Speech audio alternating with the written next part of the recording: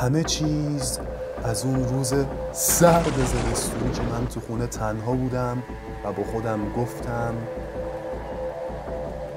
حاجی یه هدف واسه یوتیوبمون نذاریم. شروع شد و این ویدیو رو اینطوری گرفتم. تو هم مثل من دنبال انگیزه ای؟ میخوام با توی بازی خطرناک رو شروع کنم. این هدفم تا ماه بعده. هدف تو چیه؟ ما یه ماه فرصت داریم. اگه هدف تو با خودت مشخص کردی اینم قرار داد. این پایین نمیزد. یکی هم نیست بگه بابا آخه نونت کم بود، آبت کم بود، هدف گذاشتنت چی بود؟ اما اوضاع هر چی که بود، شرایطم هر چقدرم که سخت بود، من با خودم قرار گذاشتم که ماه بعد چنل یوتیوبم 900 تایی بشه. کیگالیا حالتون چطوره؟ امروز 13 فعلا 3 تا ویدیو ساختم، یکیشو آپلود کردم. هیچ کدومش یعنی یکیشو آپلود کردم و یه دونه وایرال نشد، ولی اشکالی نداره. انقدر ویدیو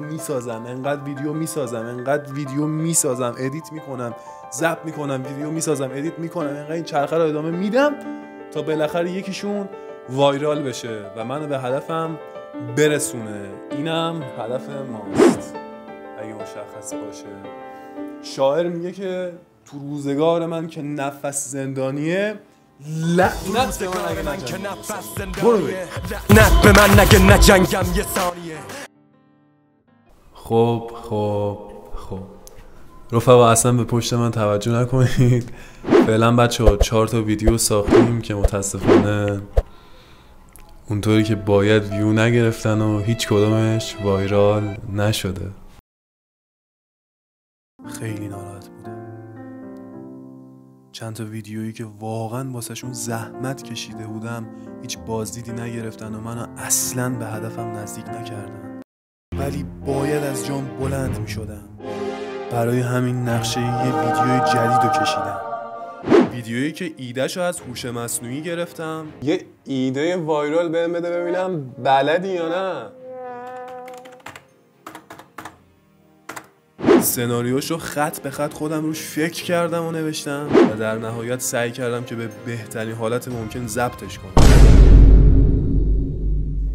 و با اعتماد به نفس خیلی زیادی رفتم که ویدیو رو آپلود کنم.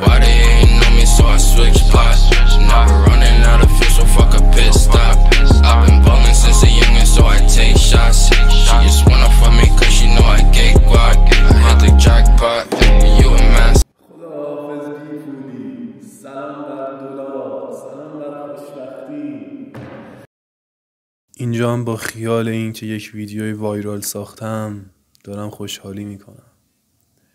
هی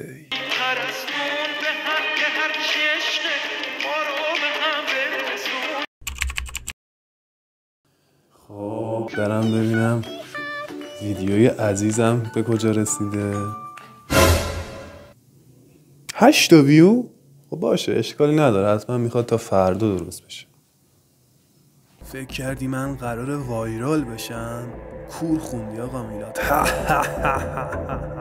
شاید باورتون نشه ولی ویدیویی که من انقدر سنگشو به سینه میزدم کلن الان که تقریبا 2 هفته 3 هفته است که ازش میگذره 443 تا فقط ویو خورد. خلاصه روزها و شبها همینطوری گذشت و من بعد از اون ویدیوهای زیادی ساختم که بازم هیچ کدومشون وایرال نشد.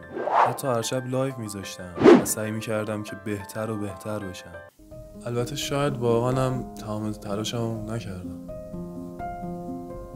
و 1 ماه تموم شد و من به هدفم نرسیدم.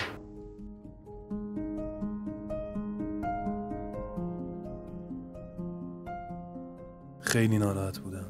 رفتم تو اتاق، درم رو خودم بستم. این ویدیو آخرین تلاش منه. همه چی دست تویه که داری این ویدیو رو نگاه میکنی. حاصل 1 ماه تلاشم الان دقیقاً دست